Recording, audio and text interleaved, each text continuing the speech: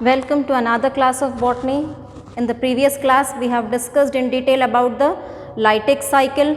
In today's class, we will discuss about the lysogenic cycle. Then we will see some of the diseases which are caused by viruses in plants, animals and humans. Coming to first this lysogenic cycle. Lysogenic cycle. Here in lysogenic cycle, the death of the host cell does not takes place. Host cell will not die. Host cell will remain alive. What happens is similar in the first stages, it is similar. Here,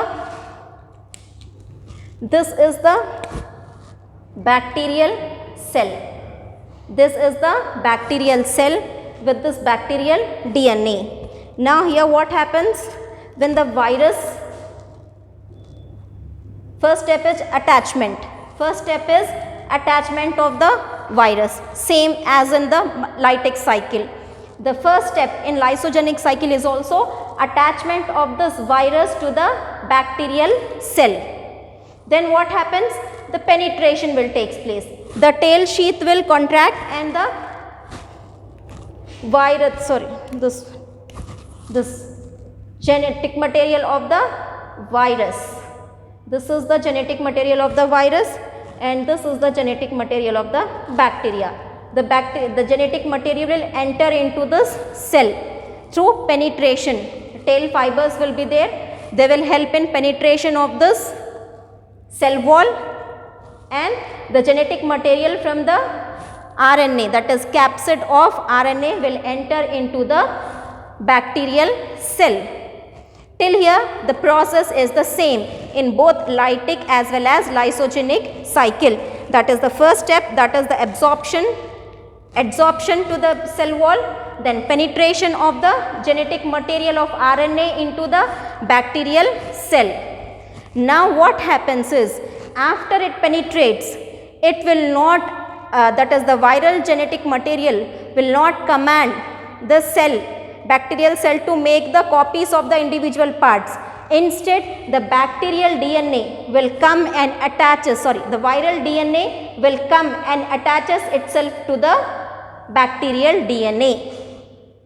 The viral DNA upon penetration, that is getting inside the bacterial cell, gets integrated into circular bacterial DNA. So it gets integrated, attached to the bacterial DNA. The viral DNA, it will not command the bacterial DNA to make the individual particles of the virus, but it will attach itself, the viral genetic material, it will attach itself to the bacterial genetic material and it will remain inactive. It will attaches itself to the bacterial DNA and it will remain inactive. So such ones, the such phages are called as temperate phages. Temperate phages. That means they get inside the host cell, they integrate the genetic material along with the DNA of the bacteria and remain inactive. So such phages are called as temperate phages. Now this has attached to the bacterial DNA and it is inactive. So this one total is called as temperate phage. The phage is now called as temperate phage. Now, and this part which is attached to this DNA, the inserted phage DNA is now called prophage. It was earlier the viral genetic material or viral DNA. Now, inside the bacterial cell, it is called as prophage. It is called as prophage. That is the viral DNA which is integrated into the bacterial DNA now is called as prophage. That that is the DNA particle is now called as prophage. So now what happens? It is attached to it. Now every time when the bacterial cell divides, for example, this is the bacterial cell with bacterial DNA and the viral DNA. Suppose this bacteria divides. We all know bacteria divides by binary fission. The most common method of division is by binary fission. So when it divides, it makes two copies. Before dividing, it make a copy of genetic material. So here is the bacterial DNA, this is viral DNA, one copy.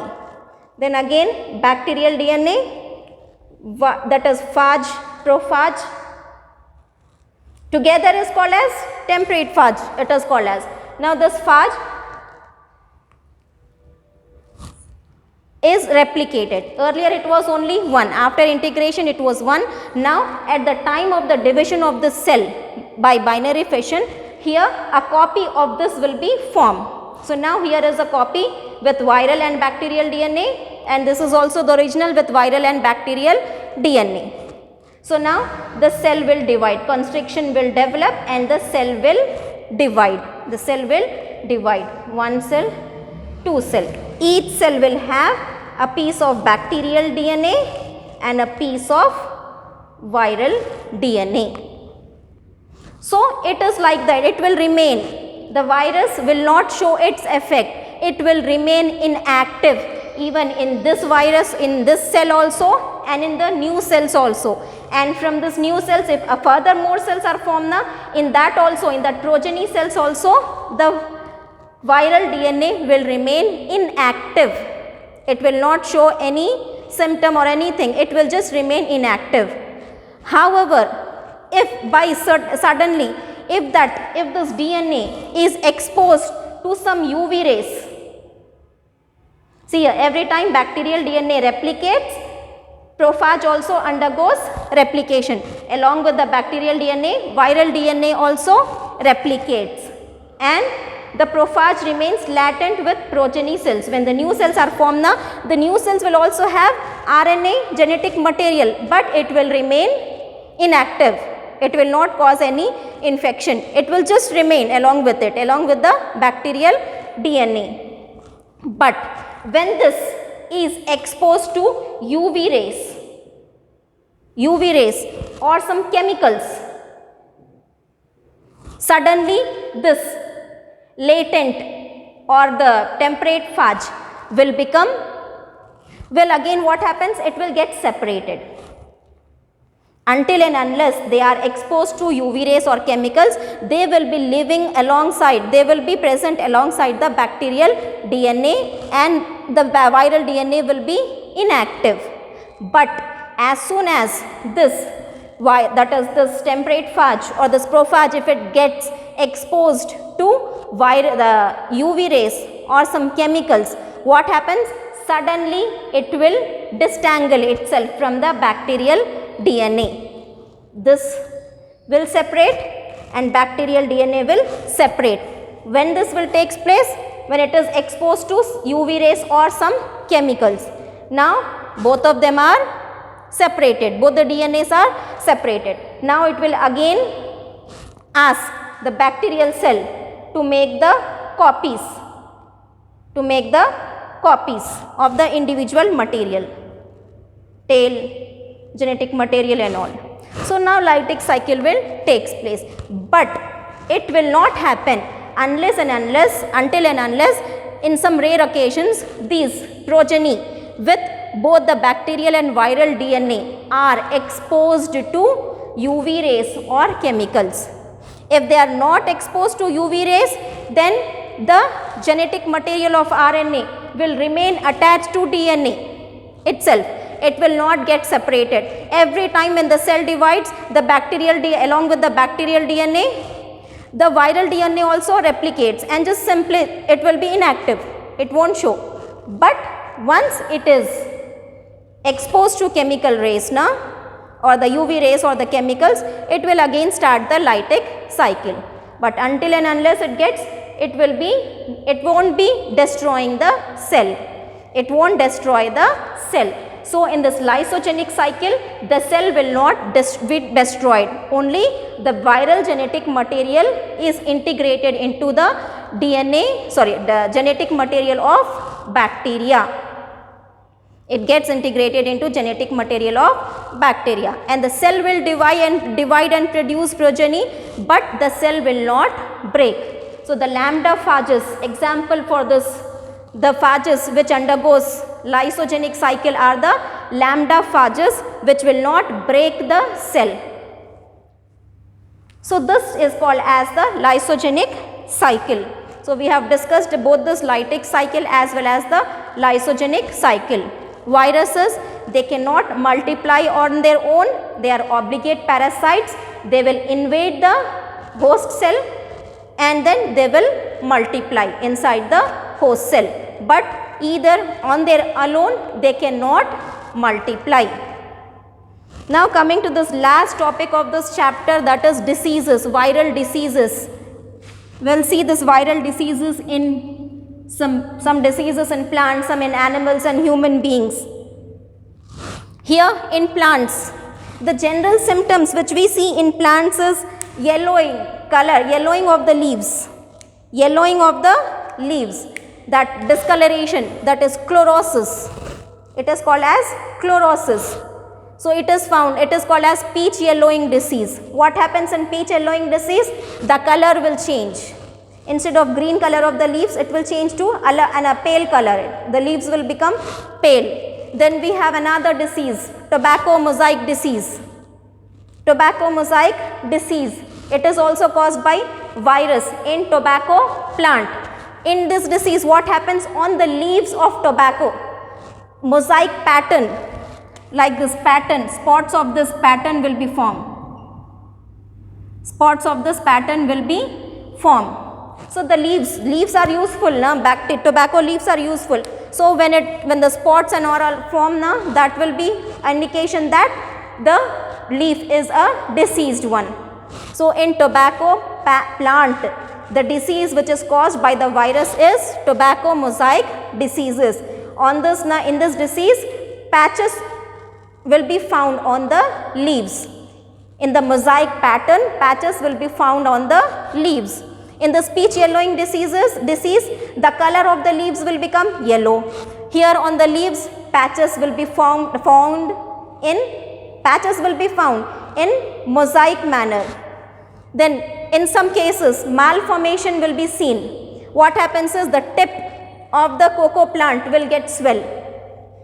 The formation, that is it, that earlier the tip was normal. Now because of the infection of the virus, the tip of the cocoa plant will get swollen. And sometimes what happens? Breaking of flower. Sometimes flowers will break. Here that disease is called as tulip mosaic leaf. Tulip mosaic leaf. Various symptoms which we found in the plants which are infected with virus. In some we find that is symptom as yellowing of leaves, that is called as chlorosis, which is found in the disease peach yellowing disease. Then in some plants, patches will be found in the mosaic pattern. So that is disease is called as tobacco mosaic disease, which happens in tobacco plant. Then in some cases, if the virus infects, how will be knowing? By seeing the swollen tip of cocoa. So that is malformation of the parts. And the flowers, breaking of flowers is another symptom which is shown that which shows that virus has entered into the plant. These are nothing but the symptoms. Symptoms which we see in plants infected with virus. In some plants, the symptom is yellowing of leaf. In some plants, mosaic pattern patches. In some plants, malformation of the parts, and in some plants breaking of flower takes place. Here virus can cause diseases in plants, almost all the plants. It can cause disease in economically important plants which are important to us, like potato, tomato, citrus plants. It can also cause disease in cucumber plants. So it causes diseases in plants, many number of diseases in plants. And in humans, viral diseases in humans. In human beings, common cold which we suffer, it is because of the entry of the virus. Hepatitis. Hepatitis is chicken pox. Common cold is a disease. Hepatitis is a disease which causes jaundice. It is also because of the virus. Chicken pox. It is also because of the virus. Here influenza, herpes, polio, these are all the common diseases which are found in human beings. In polio what happens? The virus will damage the brain motor, that is brain, because of which now some part of the brain will be damaged, and because of that now the person will be unable to move. Legs will get infected, legs will get affected in this one, in polio. So these are the common diseases which are found in human beings. Common cold, hepatitis, jaundice, that is chicken pox. We all know what is chicken pox. Influenza, herpes, polio. These are the common diseases which we found around us. And in this rabies and AIDS, AIDS is acquired immunodeficiency syndrome. And this rabies, dog bite, it causes by dog bite. This AIDS is caused by HIV. Rabies is a disease which is seen in dogs. Here, which is caused by dog bite. The virus enters, the virus from the dog. All these have high mortality rate. That is, the person may even die. If this virus enters into the body of the human beings, the person may even die. So these are the viruses which infects humans, which have high mortality rate. So we have seen diseases in plants, we have seen diseases in humans, and now here there are certain viruses which causes cancer in human beings as well as animals. Those are called as myogenic viruses. Myogenic viruses, the viruses which can cause cancer in animals and human beings. So such viruses are called as myogenic viruses. Apart from these viruses now, prions. We have discussed this one, viroids, virions. Prions. Prions are nothing but the proteinaceous infective particles. Only proteinaceous capsid will be present. Genetic material will not be present. They will also infect. It causes a disease, that is prions. It causes a disease called as mad cow disease in cows and scurvy disease in sheep. So viruses, as they are infective particles, they will be causing diseases. They will be causing diseases. And what we have seen is the common ones. We have seen the common diseases in plants. We have seen the common diseases in humans and common diseases in animals, that is mad cow disease in cow, scurvy disease in sheep. These are the common diseases which are found in living organisms, and that common diseases are because of the infection of the living organisms with the viruses. So with this we have finished the discussion on virus. In the next class we will start with next chapter.